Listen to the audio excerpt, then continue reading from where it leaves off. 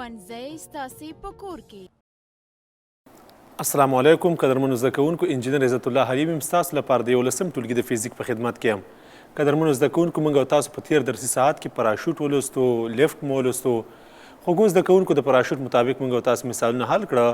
راغلو لیفټ مو ولوستو. لیفټ دپاره موږ او تاسو 3 حالتونه واضح کړه. اول، کله چې لیفټ ساکن یا په ثابت سرعت سره په حرکت کې وي. دویم، کله چې لیفټ په ثابت تعجیل سره پورته خواته حرکت کې وي. او دریم، کله چې لیفټ په ثابت تعجیل سره ښکته خواته حرکت کې وي. نو په دې 3 واړو حالتونو کې خوږو زده کوونکو موږ او تاسو د لیفټ د قاعدې له لوري د اتکا او مودي قوه د پیدا کولو لپاره فرمولونه واضح کړه. راځو خوږو زده کوونکو د هماغه فرمولونو مطابق مثالونه حلوو. مثال ته خوږو زده کوونکو متوجه شئ. یو تن د 70 کیلوګرامه کتلې سره د لیفټ دننه ولاړ دی. هغه مودي قوه چې د لیفټ قاعده پر شخص واردوي په لاندې حالاتو کې حساب کړئ. اول، کله چې لیفټ ساکن وي. دویم، کله چې لیفټ په ثابت سرعت سره مخ پورته حرکت کې وي. او جیم، لیفټ په 2 متر پر سکند ثابت تعجیل سره پورته خواته حرکت کې وي. خوږو زده کوونکو راځئ ټول متوجه شئ. یو لیفټ چې په هغې کې یو شخص دی چې ام مساوي کیږي 70 کیلوګرامه کتله لري. تاسو په لاندې حالاتو کې د هغې د قاعدې له لوري یو مودي قوه پیدا کړئ. اول، کله چې لیفټ ساکن وي. او دویم، کله چې لیفټ په ثابت سرعت سره پورته خواته حرکت کې وي. او دریم، کله چې لیفټ په ا مساوي کیږي 2 متر پر سکند مربع تعجیل سره پورته خواته حرکت کوي. زه دلته ورسره ذکر کوم پورته خواته، او دې سره ذکر کوم چې ساکن دی، او دې سره وایم چې وی پکې کانسټانټ دی، یعنې سرعت پکې څنګه دی؟ ثابت دی. نو په دې 3 واړو حالتونو کې خوږو زده کوونکو د لیفټ د قاعدې له لوري یو مودي قوه یا ان پیدا کوم. قدرمنو زده کوونکو، دې د پیدا کولو لپاره ما تاسو ته مختلف حالتونه لوستي وو. راځم لومړی، کله چې لیفټ ساکن وي. نو په دې حالاتو کې خوږو زده کوونکو د پیدا کولو لپاره زه داسې وایم چې ان مساوي کیږي ام ضرب جی سره، یا دا مساوي کیږي د ډبلیو سره. ما تاسو داسې ویلو، کله چې لیفټ ساکن وم په دې صورت کې د لیفټ د قاعدې له لوري یو مودي قوه مساوي کیږي ام ضرب جی. د جی قیمت به زه درته ولیکم چې جی مساوي کیږي 10 متر پر سکند مربع سره. قدرمنو زده کوونکو راځئ متوجه شئ. ان مساوي کیږي ام په ځای باندې ولیکم چې 70 کیلوګرامه، جی په ځای 10 متر پر سکند مربع. نو د دې څخه داسې وایم چې ان مساوي کیږي 70 په لسو کې 200 کیلوګرام ضرب متر پر سکند مربع نیوټن. نو بالاخره خوږو زده کوونکو داسې وایو چې په اول حالت کې کله چې لیفټ ساکن وي، نو د لیفټ د قاعدې له لوري یو مودي قوه به څومره وي؟ 200 نیوټنه به وي. دویم حالت خوږو زده کوونکو متوجه شئ. په دویم حالت کې ما تاسو ته ویلي وو، کله چې لیفټ ساکن وي یا په ثابت سرعت سره په حرکت کې وي. مهمه نه ده چې پورته خواته حرکت کوي که ښکته خواته حرکت کوي، خو چې لیفټ ساکن و یا په ثابت سرعت سره په حرکت کې و، نو ان مساوي کیږي ام ضرب جی. نو په دویم حالت کې هم د دې فرمول نه استفاده کولی شئ چې ام ضرب جی، او دا مې تیار پورته پیدا کړ. نو هماغه لیکم چې ان مساوي کیږي 200 نیوټنو سره.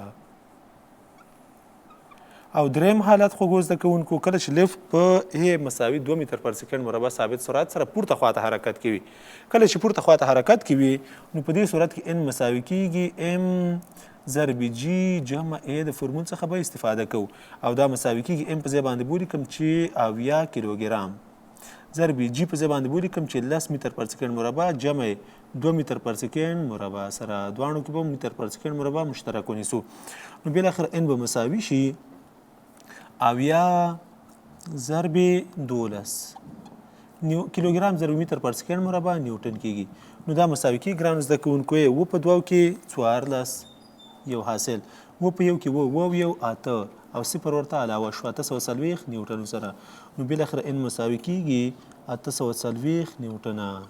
قدرمنو زده کوونکو داسې وایو، کله چې لیفټ په 2 متر پر سکند مربع ثابت سرعت سره ثابت تعجیل سره بلکې پورته خواته حرکت کوي، نو په دې صورت کې د لیفټ د قاعدې له لوري د اتکا او مودي قوه ان مساوي کیږي 840 نیوټنه. قدرمنو زده کوونکو دریم جز دلته نه دی راوړل شوی. که چېرته راوړل شي، که چیرې لیفټ په 2 متر پر سکند ثابت تعجیل سره ښکته خواته حرکت کوي، نو په دې صورت کې څنګه کولی شو؟ زه ورته څلورم جز داسې علاوه کوم چې ا مساوي کیږي 2 متر پر سکند مربع ثابت تعجیل سره وي، خو کومې خواته؟ ښکته خواته وي. نو بیا څنګه کولی شم ان پیدا کړم؟ د اتکا مودي قوه یا د لیفټ د قاعدې له لوري مودي قوه. نو په دې صورت کې قدرمنو زده کوونکو بیا کولی شئ څلورم جز داسې حل کړئ چې ان مساوي کیږي ام ضرب جی منفي ا سره او دا مساوي کیږي ام په ځای باندې ولیکم چې اویا جی په ځای باندې ولیکم لس منفي 2 بالاخره ان مساوي کیږي اویا په خپل اویا ضرب لس منفي 2 اته دا مساوي کیږي اته په کې شپږ 50 او صفر ور علاوه او نیوټن ور سره علاوه دا مساوي کیږي د ان سره بالاخره قدرمنو زده کوونکو داسې وایو کله چې لیفت په 2 متر پر سکند مربع ثابت تعجیل سره ښکته خواته حرکت کوي نو په دې صورت کې د لیفت د قاعدې لري عمودي قوه به څومره وي 580 نیوټنه به وي قدرمنو زده کوونکو دا لیفت د لیفت مطابق ټول مثالونه دا د ځان سره واخلئ ښه خوږو زده کوونکو د 11 ټولګي د دوه بعدي حرکتونو په لړۍ کې یو بل ډول حرکت موږ تاسو لولو چې هغې ته دایروي حرکت ویل کیږي دایروي حرکت د هغه حرکت څخه عبارت دی یا داسې ویلی شئ چې دایروي حرکت د هغه دوه بعدي حرکت څخه عبارت دی چې په هغې کې د متحرک جسم د حرکت مسیر د یوې دایرې په ډول باندې وي قدرمنو زده کوونکو څوک وایي چې دایروي حرکت کوم ډول حرکت دی دوه بعدي دی یو بعدي دی څو بعدي حرکت دی نو یاد لرئ قدرمنو زده کوونکو دوه بعدي حرکت چې دی دغه دایروي حرکت چې دی دا خوږو زده کوونکو دوه بعدي حرکت دی ولې موږ تاسو پوهیږو چې دایرې معادله چې دا په خپله باندې د اکس او وای محور دواړو کې ده یعنې اکس مربع جمع وای مربع مساوي کیږي د آر مربع سره یعنې اکس او وای دواړه په دې کې خوږو زده کوونکو شامل دي نو موږ تاسو وایو چې دایروي حرکت چې دی دا دوه بعدي حرکت دی او په دې کې د متحرک جسم د حرکت مسیر به څه ډول وي دا به د دایرې په شکل باندې وي خوږو زده کوونکو موږ او تاسو د دایروي حرکت ډېر زیات مثالونه لرو لکه فرض مثال د شمسي نظام چاپیره باندې چې ځمکه څرخیږي دا په خپله باندې دایروي حرکت دی تاسو چې کله باغونو ته ځئ دغه کله چې سراج العمارت باغ ته خوږو زده کوونکو تاسو راځئ نو په دې ځای کې تاسو یو ډول زانګوګانې ګورئ چې دا زانګوګانې د یو محور په چاپیره باندې څرخیږي دا په خپل باندې ګرانو زده کوونکو دایروي حرکتونه دي قدرمنو زده کوونکو دایروي حرکتونو په لړۍ کې به انشاءالله موږ او تاسې زاویوي سرعت به وایو زاویوي تعجیل به موږ او تاسې وایو همدارنګه پیریود به وایو فریکونسي او داسې نور به د خیر سره معرفي کوو خوږو زده کوونکو موږ او تاسې لومړی وایو زاویوي سرعت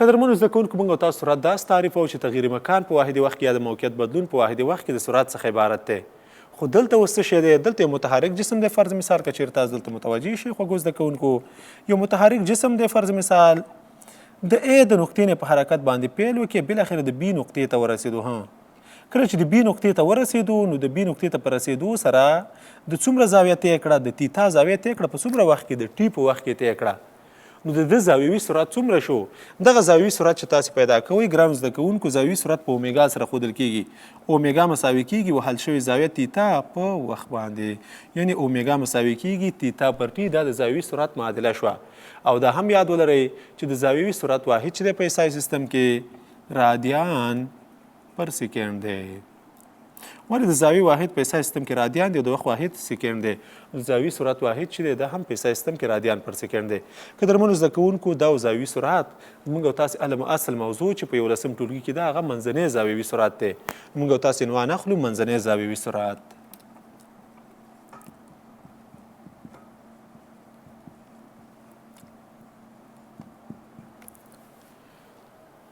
منځنی زاویوي سرعت د زاویې بدلون او وخت بدلون ترمنځ نسبت ته منځنی زاویوي سرعت ویل کیږي قدرمنو زده کوونکو منځنی زاویوي سرعت چې د په اومیګا بار سره ښودل کیږي دا مساوي کیږي دلتا تیتا پر دلتا ټي سره او دا داسې هم لیکلی شو دلتا تیتا په ځای باندې لیکم تیتا 2 منفي تیتا 1 پر ټي 2 منفي ټي 1 سره خوږو زده کوونکو دا شو د منځني زاویوي سرعت فورمول په دې کې یاد ولرئ څو حالتونه اول کله چې تیتا 1 لوی تر تیتا 2 شي د دې ځای څخه تیتا 1 چې لوی تر تیتا 2 شي نو منځنی زاویوي سرعت یې کوشنی تر صفر دی یعنې منفي دی دویم کله چې تیتا 1 کوشنی تر تیتا 2 شي نو د دې ځای څخه منځنی زاویوي سرعت څنګه دی د صفر نه لوی دی یعنې مثبت دی او ورسره دریم حالت کله چې تیتا 1 مساوي تیتا 2 شي نو په دې صورت کې تیتا 1 چې مساوي تیتا 2 شي نو اومیګا یا منځنی زاویوي سرعت به څومره شي صفر به شي قدرمنو زده کوونکو دا واخلئ د ځان سره راځو موږ او تاسو د خیر سره د دې مطابق راځو د کوم مثال چې همدارنګه یو ډول یا متشابه منځنی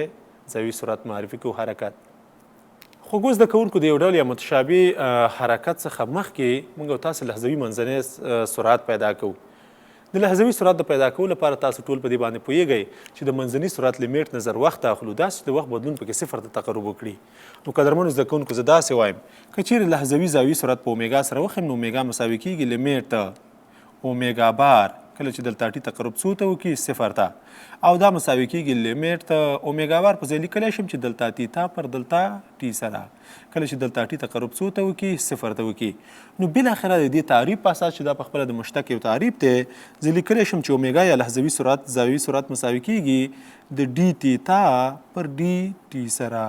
قدرمنو زده کوونکو دغه معادله موږ او تاسو ته څه شی راښیي؟ دا موږ او تاسو ته راښیي چې په دایروي حرکت کې د حرکت د معادلې لومړی مشتق نظر وخت دا موږ او تاسو ته لحظوي سرعت راکوي. کوم لحظوي سرعت؟ لحظوي زاویوي سرعت راته راکوي. او قدرمنو زده کوونکو دغه به د ځان سره یاد ولرئ چې اومیګا مساوي کېږي یعنې لحظوي زاویوي سرعت مساوي کېږي د منځني زاویوي سرعت لیمیټ نظر وخت ته داسې چې د وخت بدلون پکې صفر ته تقرب وکړي او دا مساوي کېږي لیمیټ دلتا تیتا پر دلتا ټي کله چې دلتا ټي تقرب څو ته وکړي صفر ته وکړي. خو اوس د کوونکو راځو یو مثال حلو. مثال په دې ډول دی د یو متحرک جسم د حرکت د دایروي حرکت معادله چې ده په ایسای سیستم کې تیتا مساوي کېږي 2 ټي مربع جمع 4 په ډول ده. په تاسې چې پیدا کړئ لحظوي زاویوي سرعت معادله پیدا کړئ او همدارنګه په ټي مساوي 1 سکند کې لحظوي زاویوي سرعت پیدا کړئ. خو اوس د کوونکو د حرکت معادله یوازې راکړې موږ نه تاسو نه چې غوښتې ده موږ تاسو نه د لحظوي زاویوي سرعت معادله غوښتې ده او په ټي مساوي 1 سکند کې د لحظوي زاویوي سرعت مقدار غوښتې. د دې د پیدا کولو لپاره ګرانو زده کوونکو بیخي اسانه خبره ده. د حرکت د معادلې څخه لومړی مشتق اخلو نظر وخت ته موږ تاسو ته لحظوي زاویوي سرعت راکوي. نو زه لیکم چې اومیګا مساوي کېږي ډي تیتا پر ډي ټي سره. بالاخره اومیګا مساوي کېږي ډي تیتا پر ډي ټي. دې مشتق 2 په 2 کې 4 ټي او جمع 4 مشتق صفر. نو دا د لحظوي زاویوي سرعت معادله شوه. په همدې کې قیمت وضع کوي. اول جز تاسو ته حل شو د اول جز حل شو. اوس دویم جز چې موږ تاسو حل په همدې کې قیمت وضع کوو. نو دویم جز د حل لپاره اومیګا مساوي کېږي 4 ضرب د ټي قیمت څومره دی 1 نو اومیګا مساوي کېږي 4 په 1 کې 4 رادیان پر سکند سره. نو داسې وایو چې د 1 ثانیې وروسته به څومره لحظوي زاویوي سرعت وي 4 رادیان پر سکند به وي. قدرمنو زده کوونکو بله خبره دا هم یاد ولرئ که چیرې تاسو دریم جز په دې کې داسې راشي چې د 1 ثانیې وروسته به څومره زاویه طی کړي یا څومره دورانونه به ووهي. زاویه خو دلته وویل چې په 1 ثانیه کې فرض مثال 4 رادیانه زاویه طی کوي خو څومره دورانونه به ووهي. کله چې تاسو غواړئ خو زده کوونکو دا دورانونه پیدا کړئ د دورانونو د پیدا کولو لپاره ریولیشن چې دی یعنی په آر ای وي سره ښودل کېږي دا مساوي کېږي څومره دغه زاویوي سرعت چې دی دا به تاسو راواخلئ په چی باندې به بدل کړئ دغه زاویه چې د خوږو زده کوونکو به ښیي دغه زاویه چې کومه ده دلته به تاسو زاویه راواخلئ د زاویې قیمت به پیدا کړئ د ټي قیمت به دلته وضع کړئ. کله چې د ټي قیمت تاسو په زاویې په معادله کې وضع کړئ د حرکت په معادله کې تاسو به زاویه پیدا شي. هغه زاویه به تاسو راواخلئ په 2 پای باندې به تقسیم کړئ. ولې 2 پای باندې تقسیموئ؟ ځکه یو مکمل دوران چې دی د رادیان له جنسه 2 پای دی. نو که چیرې تاسو اوس ریولیشن پیدا کوئ نو تاسو به ګرانو زده کوونکو تیتا راواخلئ په څو باندې به تقسیم کړئ په 2 پای باندې به تقسیم کړئ. دا د دورانونو شمیر د پیدا کولو لپاره. خو لومړی که چیرې موږ تاسو په همدې مثال کې رانه وغواړو چې په دې مثال کې تاسو شی پیدا کړئ د 1 ثانیې وروسته د دورانونو شمیر پیدا کړئ نو تاسو به راواخلئ یو به دلته وضع کړئ یو چې مربع کې 1 2 په 1 کې 2 2 او 4 شپږ. نو په اصل کې تیتا څومره شوه؟ تیتا مساوي کېږي د شپږ رادیانو سره شوه. مخرج تیار 2 پای دی. نو تاسو ریولیشن چې پیدا کوئ خو زده کوونکو دا ډېر اسانه دی. نو ریولیشن دا مساوي کېږي تیتا په ځای باندې ولیکم چې شپږ رادیانه پر 2 پای دا مساوي شي شپږ پر 2 ضرب 3.14 بالاخره آر ای وی مساوي کېږي شپږ تقسیم 6.28. نو ګرانو زده کوونکو شپږ به تقسیم 6.28 کوي تاسو ته به 0.8 یا 0.9 تقریبا راشي. نو په دې صورت کې موږ تاسو داسې وایو چې دا یو مکمل دوران هم نه طی کوي. په دې صورت کې تقریبا یو مکمل دوران ته نږدې دورانونه طی کوي. دا ځان سره واخلئ. قدرمنو زده کوونکو اوس راځو یو ډول یا یو نواخت یا متشابه زاویوي سرعت حرکت دی. قدرمنو زده کوونکو یاد ولرئ په دې کې موږ تاسو د خیر سره یو ډول یا متشابه حرکت معادله لوستې وه چې اکس مساوي کېږي وي ټي جمع اکس صفر بیا یې درته لیکم د تیر په څیر په یو بعدي حرکت کې اکس مساوي کېږي وي ټي جمع اکس صفر. دا د یو ډول یا متشابه حرکت معادله وه. په دې کې اکس چې و د حرکت یا موقعیت او وي پکې سرعت او ټي پکې ټایم و. دلته هماغه خبره ده فقط د ایکس په ځای باندې هلته ایکس فاصله طی کېده یا موقعیت طی کېدو او دلته څه طی کېږي دلته زاویه طی کېږي نو ولیکئ چې تیتا مساوي کېږي اومیګا د سرعت په ځای باندې زاویې سرعت ضرب ټي او جمع تیتا صفر سره قدرمنو زده کوونکو دغه معادلې ته ویل کېږي د یو ډول یا متشابه زاویې سرعت د حرکت معادله ښه راځو قدرمنو زده کوونکو د همدې مطابق یو مثال درته حلوم مثال په دې ډول د یو متحرک جسم د دایروي حرکت معادله تیتا مساوي کېږي 2 ټي جمع 4 په ډول ده تاسې اول جز زاویوي سرعت پیدا کړئ دویم جز لومړنۍ طی شوې زاویې پیدا کړئ دا څومره ده د دې د پیدا کولو لپاره خو ګوز د کوونکو تاسو ته دغه معادله درکړې ده کله چې تاسو د ټي توان وګورئ د ټي توان څو دی یو دی کله چې د ټي توان یو نو تاسو پوه شئ چې دا د یو ډول یا متشابه حرکت معادله ده نو په دې صورت کې به تاسو داسې ولیکئ چې تیتا مساوي کېږي 2 ټي جمع 4 د دې لاندې به د یو ډول یا متشابه حرکت معادله ولیکئ اومیګا ټي جمع تیتا صفر اومیګا په ځای 2 لیکل شوي نو اومیګا مساوي کېږي 2 رادیان پر سکند زاویې سرعت پیدا شو 2 رادیان پر سکند دی او لومړنۍ طی شوې زاویه تیتا صفر دا مساوي کېږي 4 رادیانو سره خو خوږو زده کوونکو که چیرې تاسو دا فرمول غلط شي نو بیا په دې صورت کې تاسو کولی شئ د حرکت د معادلې لومړی مشتق اخلئ د دې ځای څخه داسې هم کولی شئ ولیکئ چې اومیګا مساوي کېږي د 2 ټي جمع 4 مشتق 2 رادیان پر سکند دې نه هم کولی شو پیدا کړو دا د یو فرمول شو ورپسې موږ او تاسې که چیرته غواړو لومړنی موقعیت پیدا کړو د لومړني موقعیت لپاره موږ او تاسې څه شی کول په یو بودي حرکت کې د ټایم په ځای باندې مو صفر یعنی ټي مو صفر کوو کله چې د ټي قیمت صفر شي 2 په صفر کې صفر صفر او 4 څلور نو تیتا صفر مساوي کېږي 4 رادیانو سره قدرمنو زده کوونکو دا د ځان سره واخلئ دا یو ډول یا متشابه حرکت په زاویوي یا په دایروي حرکتونو کې قدرمنو زده کوونکو د دایروي حرکتونو د جریان کې موږ او تاسو د خیره سره د دایروي حرکتونو خصوصیات معرفي کوو د دایروي حرکتونو د خصوصیاتو څخه یوې پیریود دی زه درته لیکم چې پیریود سره به تاسو د مخکې نه بلد وي خوږو زده کوونکو داسې وایو د یو مکمل دوران وخت ته پیریود ویل کېږي فرض مثال متحرک جسم د ا د نقطې نه په حرکت پیل وکړي او بالاخره د ا نقطې ته بیرته راورسېدو تاسو ساعت قید کړی دی په څومره وخت کې راورسېدو په فرض مثال په 2 ثانیو کې نو داسې و چې دې پیریود څومره دی 2 سکنډه دی قدرمنو زده کوونکو د پیریود د پیدا کولو لپاره پیریود عموما په غټ ټي سره ښودل کېږي دا مساوي کېږي ټایم څومره وخت چې په تېر شوی به راواخلي دورانونو په شمېر باندې به یې تقسیم کوي دا د پیریود لپاره فرمول شو واحد چې دی ثانیه ده دا پیریود شو دویم خاصیت چې دی هغه فریکونسي ده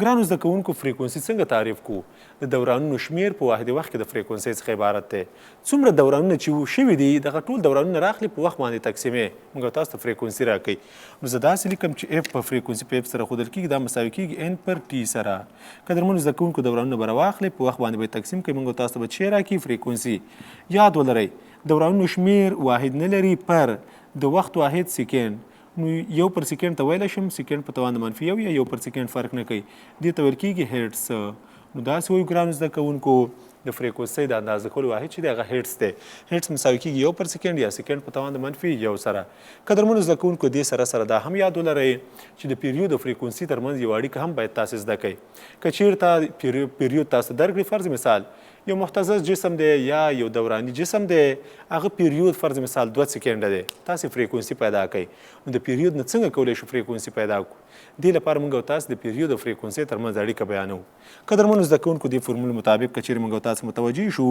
که چیرې یو مکمل دوران تېر شي نو د یو مکمل دوران وخت ته څه ویل کېږي ټي په چی باندې بدل شي په غټ ټي باندې به بدل شي ولې یو مکمل دوران وخت ته پیریود ویل کېږي راځئ دا قیمتونه به دلته وضع کړو نو د دې ځای څخه به ولیکم چې اف مساوي کېږي ان په ځای باندې به ولیکم یو او کوچني ټي په ځای باندې غټ ټي او د دې ځای څخه داسې هم لیکلی شم چې ټي مساوي کېږي د طرفینو ځایونو ته تغییر ورکوم یو پر اف سره خو ګوز زده کوونکو که چیرې تاسو ته فریکونسي درکړي غواړي پیریود لاسته راوړي نو ټي مساوي کېږي یو پر اف د فرمول څخه استفاده وکړئ او که چیرته پیریود درکړي غواړي فریکونسي لاسته راوړي نو اف مساوي کېږي یو پر ټي د فرمول څخه استفاده وکړئ راځو د همدې مطابق یو مثال درته حلوم مثال په دې ډول دی که چیرې فرض مثال د یو دوراني جسم پیریود ټي مساوي 2 سکنډه وي نو تاسې فریکونسي پیدا کړئ خو ګوز زده کوونکو د فریکونسۍ د پیدا کولو لپاره کله چې تاسو پیریود درکړي نو تاسو به د دې فرمول نه استفاده کوئ نو وبلیکم زه چې فریکونسي مساوي کېږي 1 پر ټي سره.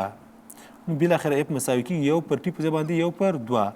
بالاخره اف مساوي کېږي 1 تقسیم 2 0.5. د فریکونسي واحد څه دی؟ سکند هرټز. وبخئ هرټ. نو داسې وایو چې کله چې پیریود 2 سکند وي نو فریکونسي به 0.5 هرټز وي. خوږو زده کوونکو راځو یو بل مثال ته متوجه شئ ګرانو زده کوونکو. یو دوراني جسم په 2 ثانیو کې ټي مساوي کېږي په 2 سکندو کې ان مساوي کېږي 80 اهتزازونه طی کوي. تاسو د نوموړي جسم فریکونسي پیدا کړئ. که چېرې تاسو داسې مثال راشي بیا څنګه کولی شئ؟ یو دوراني جسم په 2 ثانیو کې 80 دورانونه طی کوي. تاسو د نوموړي جسم فریکونسي پیدا کړئ. د دې د پیدا کولو لپاره خوږو زده کوونکو موږ او تاسو پوهېږو چې اف مساوي کېږي ان پر ټي سره. ان پکې 80 ټي پکې څومره دی؟ په 2 سکندو کې 80 تقسیم 2 پوهېږو چې 10 1 پر سکند هرټز شو. نو بالاخره داسې وایم چې فریکونسي څومره ده؟ 10 هرټز ده. خوږو زده کوونکو همدغلته تاسو نه څه شی غواړي؟ پیریود هم غواړي. نو پیریود د دې فورمول نه استفاده کوي چې ټي مساوي کېږي 1 پر اف، یعنې 1 راخلئ په 10 باندې تقسیموئ، هر څومره چې شوه هماغومره پیریود دی. دا د ځان سره واخلئ. قدرمنو زده کوونکو راځو په دایروي حرکتونو کې خطي سرعت مطالعه کوو. موږ او تاسو په زاویې سرعت کې ویلې چې وهل شوې زاویه په واحد وخت کې، خو په خطي سرعت کې داسې وایي چې وهل شوی قوس په واحد وخت کې د خطي سرعت څخه عبارت دی. هغلته مو زاویه راخیسته په هغه وخت باندې مو تقسیموله. دلته اوس چې دا څومره قوس طی کوي دغه قوس راخلم په چی باندې تقسیمومه؟ په دغه وخت باندې تقسیموم. موږ او تاسو څه راکوي؟ موږ او تاسو ته خطي سرعت راکوي. قدرمنو زده کوونکو یاد ولرئ چې خطي سرعت په وي باندې ښودل کېږي. وي مساوي کېږي اس پر ټي سره. اس پکې څه شی شو؟ اس پکې وهل شوی قوس شو.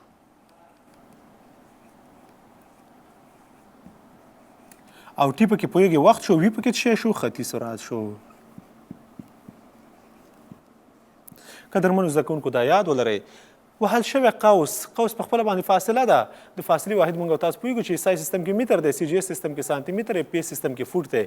نو یاد ولرئ چې په SI سیستم کې د خطي سرعت واحد متر پر سکند، په CGS سیستم کې سانتي متر پر سکند او په PS سیستم کې فوټ پر سکند دی. ګرانو زده کوونکو دا د خطي سرعت واحدات او بالاخره تاسو پوه شئ چې خطي سرعت کټ مټ د سرعت د واحداتو په څیر واحدات لري. خو موږ او تاسو خوږو زده کوونکو یاد لرئ چې اصلا موږ او تاسو خطي سرعت او د زاویې سرعت ترمنځ یوه اړیکه بیانوو. دغه اړیکه چې موږ او تاسو بیانوو د دې لپاره زه تاسو داسې لیکم، ډېره اسانه فورموله درته لیکم.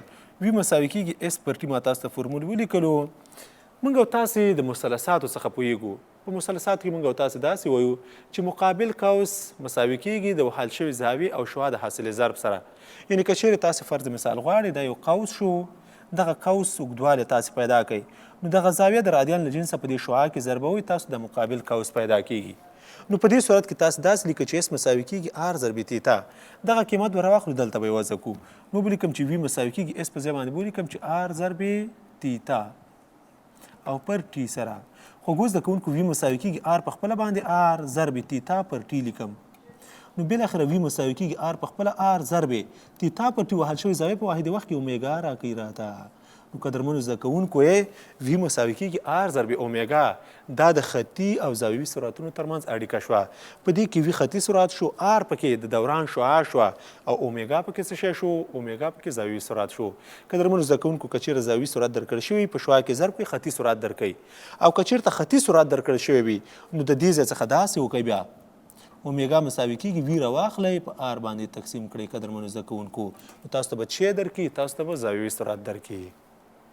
قدرمنو زده کوونکو موږ او تاسو خطي سرعت ولوستو، د خطي او زاویوي سرعتونو ترمنځ مو اړیکه ولوسته، بالاخره فریکونسي مو ولوسته، پیریود مو ولوستو، زاویوي سرعت مو ولوستو، منځنی زاویوي سرعت مو ولوستو، یو ډول یا متشابه زاویوي حرکت لپاره مو دایروي حرکت لپاره مو کار وکړي. خوږو زده کوونکو راځو یو مثال حلو. د دې مثال نه وروسته انشاءالله موږ او تاسو کوشش کوو چې مخکې لاړ شو که چېرته موږ سره وخت یاري کوي. خوږو زده کوونکو مثال ته متوجه شئ. یو جسم په یوه دقیقه کې 90 دورانونه وهي. په یوه دقیقه کې نو ټي مساوي کېږي 1 منټ کې ان مساوي کېږي 90 دورانونه وهي. که چیرې د دوران شعاع آر مساوي کېږي 100 سانتي متره وي نو د نوموړي جسم فریکونسي پیدا کړئ، اف پیدا کړئ اول جز، دویم جز پیریود پیدا کړئ ټایم، او دریم چې پیدا کړئ زاویوي سرعت اومیګا پیدا کړئ او څلورم جز خطي سرعت پیدا کړئ. خو ګوز د کوونکو د څومره جزونه چې دي دغه ټول موږ تاسو د موضوعات ویلي، اوس به راځو په دې مثال کې به حل کړو. راځم دا 1 منټ لومړی راخلم په 60 ثانیو باندې بدلوم. پوهېږم چې 1 منټ 60 ثانیې کې نو ستاسې سیستم برابر کې را به شمه دغه شعاع چې ده دې ته به ولیکم 100 سانتي متر 1 متر کېږي، دا مې په متر باندې بدله کړه. اول جز رانه څه شی غوښتی د فریکونسي اف مساوي کېږي ان پر ټي سره، دا مساوي کېږي ان پکې څومره دی 90، ټي پکې څومره دی 60 سکنډه، صفر د صفر سره اختصار شو، 2 په 3 کې 6 او 3 په 3 کې 9، 3 تقسیم 2 1.5 بالاخره اف مساوي شو 1.5 هرتز سره. اول جز حل شو. دویم مثال ته خو ګوز د کوونکو متوجه شئ، وایي څه شی پیدا کړئ؟ وایي پیریود پیدا کړئ. د پیریود د پیدا کولو لپاره موږ تاسو پوهېږو چې ټي مساوي کېږي 1 پر اف سره او دا مساوي کېږي 1 پر اف. اف په ځای باندې 1.5 نه لیکم، 3 پر 2 لیکم، څه فرق کوي؟ 3 پر 2 تر څو موږ ته اسانه شي محاسبه. دا مساوي کېږي لومړی کسر په خپل حالت، دویم کسر سرچپه کوو 2 پر 3، نو بالاخره پیریود مساوي شو 2 پر 3 سکنډو سره. پیریود هم پیدا شو. دریم جز رانه غوښتې زاویوي سرعت پیدا کړئ. زاویوي سرعت چې تاسو خو ګوز د کوونکو دلته پیدا کوئ، نو تاسو به د زاویوي سرعت او فریکونسۍ ترمنځ یا د زاویوي سرعت او پیریود ترمنځ یوه اړیکه بیان کړئ. هغه اړیکه به داسې زه درته بیان کړم، دریم حالت به داسې درته ووایم که چیرې موږ او تاسو یو پوهېږو چې اومیګا مساوي کېږي تیتا پر ټي، اومیګا مساوي کېږي تیتا پر ټي سره. دا زه داسې لیکلی شم یو مکمل دوران 2 پای او د مکمل دوران وخت ته پیریود وایي. دا د پیریود او زاویوي سرعت ترمنځ اړیکه شوه. دا داسې م لیکلی شم چې دا مساوي کېږي 2 پای یو پر ټي ته اف هم ویلی شم، 2 پای اف یا 2 پای پر ټي، دا د فریکونسۍ او زاویوي سرعت ترمنځ اړیکه شوه، دا د پیریود او زاویوي سرعت ترمنځ اړیکه شوه. نو بالاخره موږ تاسې کوشش کوو چې د فریکونسۍ یا د پیریود نه استفاده وکړو، فرق نه کوي، فریکونسۍ نه به استفاده وکړم، نو اومیګا به مساوي شي 2 پای اف، دا مساوي کېږي 2 ضرب 3.14 ضرب اف په ځای باندې څه ولیکم 1.5. خو ګوز د کوونکو دا مساوي کېږي 2 ضرب 3.14 شپږ به راواخلو موږ تاسو په 1.5 کې به ضرب کړو، نو دا مساوي شي 9.42 بالاخره د زاویوي فریکونسۍ واحد رادیان پر سکنډ سره یا د زاویوي سرعت واحد رادیان پر سکنډ. اومیګا مساوي کېږي 9.42 رادیان پر سکنډ شو. دا مو شو. اوس خو ګوز د کوونکو بل جز نه موږ تاسو نه غوښتي خطي سرعت. د خطي سرعت د پیدا کولو لپاره ما تاسو ته یو معادله لیکلې وه. کله چې تاسو غواړئ د زاویوي سرعت نه خطي سرعت پیدا کړئ، نو په دې صورت کې خو ګوز د کوونکو ولیکئ چې وي مساوي کېږي آر ضرب اومیګا، نو زه لیکم چې آر ضرب اومیګا، نو وي به مساوي شي آر پکې 1 متر اومیګا پکې 9.42، نو بالاخره وي مساوي کېږي 9.42 متر پر سکنډ سره. قدرمنو زده کوونکو دا یو مجموعي مثال چې د ټول لپاره موږ تاسو کوم موضوعات چې ویلي وو د ټول لپاره پکې د استفادې وړ وو. ښه خو ګوز زده کوونکو دا زموږ تاسو د نن ورځې درس تر بیا چې زه انجینر عزت الله حلیم ستاسو په درانه چوپړ کې حاضرېږم، په سپېڅلي رب مسپارم. خوښه خوشحاله شېبې ولرئ.